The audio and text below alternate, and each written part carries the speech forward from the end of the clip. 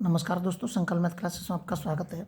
हम कर रहे हैं यूपी टेट मैथ्स स्पेशल और मैं आपको यूपी टेट के मैथ्स के अभ्यास प्रश्न हल करा रहा हूं। और इसका एक पहला सवाल है, संख्या 3 की पावर की जो घात दे रखी है 99 दे रखी है, माइनस की 3 की घात दे रखी है, 50 के इकाई स्थान का अंक क्या है। देखिए, इकाई का अंक निकालने की विधि जो है इनके बारे में मैं कई पिछले वीडियो में बता चुका हूँ इन सब के बारे में, लेकिन यहाँ पे अभ्यास प्रश्नों में आया है तो इसके बारे में देखते हैं कि जब कभी भी इकाई का अंक अगर पूछता है तो आप जो ऊपर घात दे रखी है उसमें 4 का भाग देंगे। 4 का भाग देंगे, 4 का भाग देने के बाद शेष कितना है, 3 आया हमारा। अभी जो शेष आया है इस शेष को आप नीचे बेसमेंट में जितनी भी संख्या रखी होंगी उसका इकाई का अंक लेंगे। अगर यहाँ पर 4-5 अंकों की संख्या है तो इसका इकाई का अंक लेंगे। इकाई का अंक ये लिया और इस इकाई के अंक की घात क्या होगी, ये वाला शेष होगा।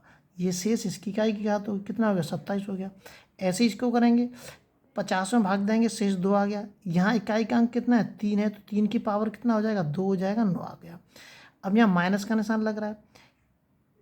अब इस 27 में भी इकाई का अंक लेना पड़ेगा क्योंकि 2 अंक हैं इसमें, तो 7 ले लिया हमने और इसका 9 हो गया, मतलब इसका 7 हो गया और इसका 9 हो गया, बीच में माइनस का निशान।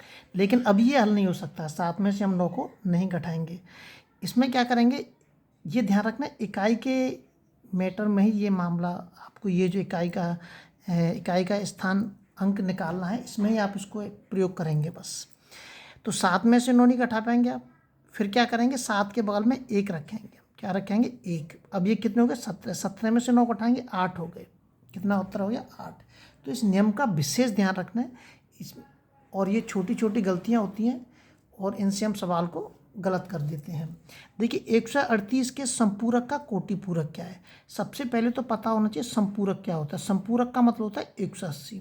तो ये कह रहा है कि इस 180 का कोटि पूरक, मतलब इसके कोटा को पूरा करने के लिए, जैसे हम एक भाषा में अगर करें कि संपूरक के कोटा को पूरा करने के लिए इसमें से कौन सा अंक है। यहाँ पे 138 दे रखा है तो 138 का हमें कोटा पूरा करना है। क्या करना, कोटा पूरा। कितना कोटा पूरा करना है, 180 हो जाना चाहिए। क्यों, क्योंकि यहाँ पर संपूरक का मतलब क्या होता है, 180। तो इसमें ऐसी कौन सी संख्या मैं जोड़ दूँ जिससे कि 180 हो जाए, 180 हो जाए।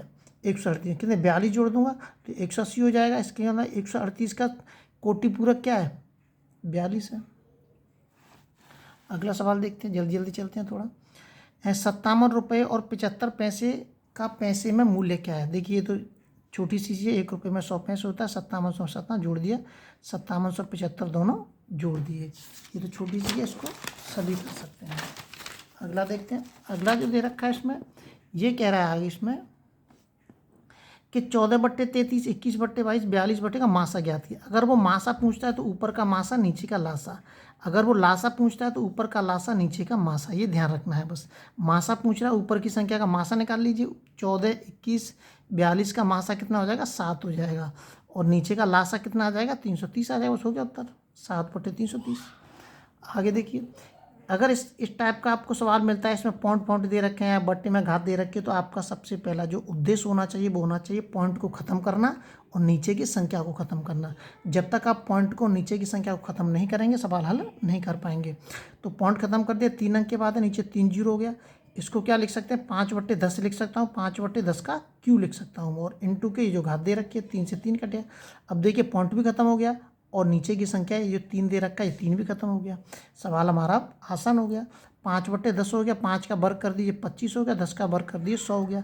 या तो उत्तर 25/100 होगा, या 2 जीरो का हम ऊपर 2 अंक के बाद पॉइंट लगा देंगे तो लिख रहा होगा पॉइंट के 25। आगे देखिए, आगे दे रखा है इसके अंदर, यदि किसी भिन्न के अंश को 20% कम और हर को 10% बढ़ा दिया जाए तो भिन्न का मान 16/55 हो जाता है। भिन्न का मान क्या है। देखिए, क्या है, 20% कम कर दिया, 100 में से 20 80 हो गया। 10% बढ़ा दिया हमने, ये क्या हो गया, 110 हो गया। बराबर कितने हो रही है, 16/25। 16/25, जीरो से जीरो काट गया, इसका इसमें गुणा कर दिया, इसका इसमें गुणा कर दिया। 11 का 16 में करूँगा, 16 इंटू के 11। 8 का 55 में करूँगा, 55 इंटू के 11 पंजे 55, और 8 दूनी 16, ये आ गया 2/5। ये कैलकुलेशन करना नहीं, इसका विषय ध्यान रखें। ये 20% कम कर रहे हैं तो 100 में से कम करना है, बढ़ाएंगे तो 100 में बढ़ाएंगे, कम करेंगे तो 100 में से ही कम करेंगे। 2/3 और 3/4 का लासा ज्ञात कीजिए। अभी बताया मैंने कि ऊपर अगर लासा पूछता है तो ऊपर का लासा नीचे का मासा। आप आसानी कैसे करते हैं, नीचे का मासा कितना आएगा 1 आएगा, ऊपर का लासा कितना आएगा 6 आएगा, उत्तर आएगा आपका 6। अगला सवाल देखते हैं। ए तथा बी की आयु 6:5 के अनुपात में है। इन तथा उनकी आयु का योग मतलब इन दोनों की आयु का, ये दोनों का योग कितना है 44 के बराबर है। तो 6 और 5 कितने 11 बराबर के कितने 44, 11 बराबर के 11 चौक 44, 1 बराबर के 4। 4 का गुणा करेंगे आप इसमें और 4 का गुणा करेंगे आप इसमें, तो आपकी क्या है कह रहा है इसका मतलब वर्तमान आयु। तो ये वर्तमान आयु 24 वर्ष और 20 वर्ष। अब ये कह रहा है 8 वर्ष बाद, तो 8 इसमें जोड़ दीजिए, 8 इसमें जोड़ दीजिए, कितना हो गया 32 और 28 हो गया। क्या पूछा है अनुपात, आयु नहीं पूछ रहा है वो अनुपात पूछ रहा है। अगर आयु पूछता तो ये वाली आयु हो जाती, अनुपात पूछ रहा है तो काट दीजिए, अगर कट रहा है तो काट दीजिए, अगर नहीं कट रहा है तो नहीं काटेंगे हम।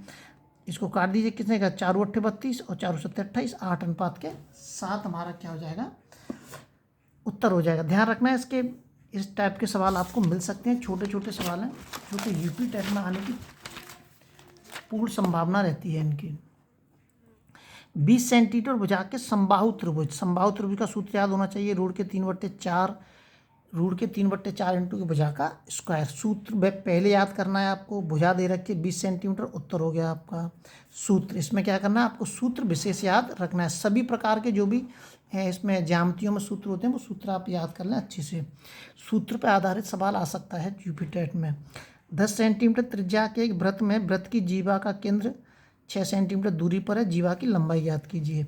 देखिए ये वाले दे रखा है 10 सेंटीमीटर त्रिज्या, त्रिज्या 10 सेंटीमीटर होगी, ये जीवा है हमारी, यहाँ से ये वाली जीवा दे रखी है, ये केंद्र है, केंद्र से 6 सेंटीमीटर की दूरी कह रहा है वो। अब ये भी पता है, ये भी पता है, पाइथागोरस प्रमेय में आप जानते हैं अच्छी तरह से ये वाली। तो 10 100 और 6 6 36 कितना 64 हो गया, 64 कितने का 8 का होता है, ये 8 हो गया।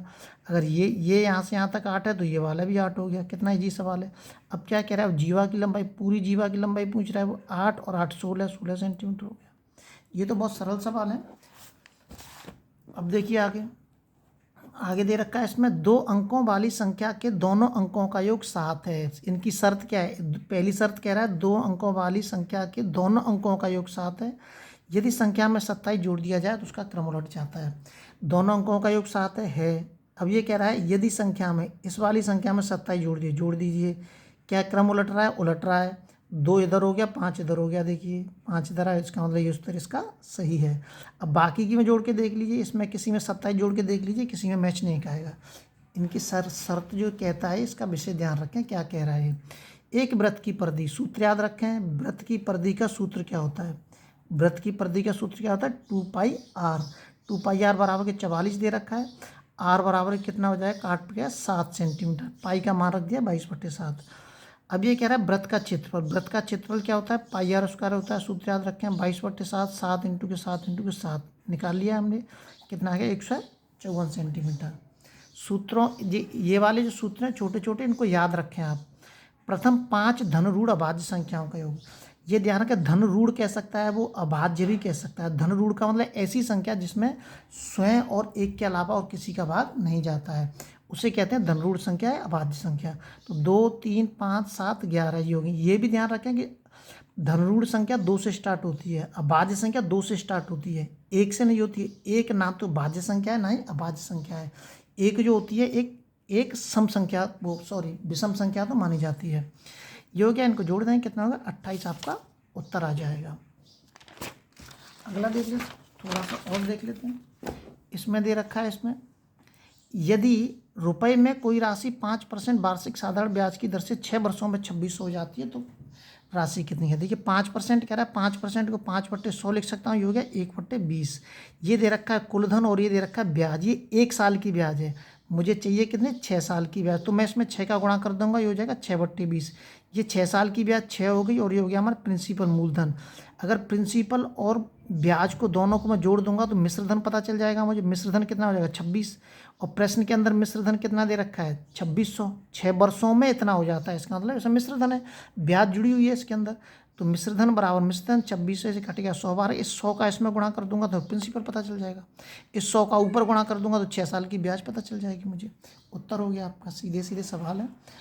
इसको आप अपने आप समझ सकते हैं। आप एक परिमेय संख्या में 5/19 वह इसके योज्य प्रतिलोम के गुणनफल का गुणनफल ज्ञात कीजिए। इसमें कुछ नहीं है, बस आप इसमें ज़्यादा से ज़्यादा इसका ध्यान रखें, योज्य प्रतिलोम का अर्थ क्या होता है। योज्य प्रतिलोम का अर्थ होता है संख्या में माइनस लगा देना, बाकी इसको आप कर देंगे अपने आप। बस ये याद रखना है इसमें कि योज्य प्रतिलोम का होता है मतलब होता है संख्या में माइनस लगा देना। अगले वीडियो में आपसे मिलते हैं, जब तक आप अपने लेवल वीडियो को शेयर और सब्सक्राइब जरूर करें।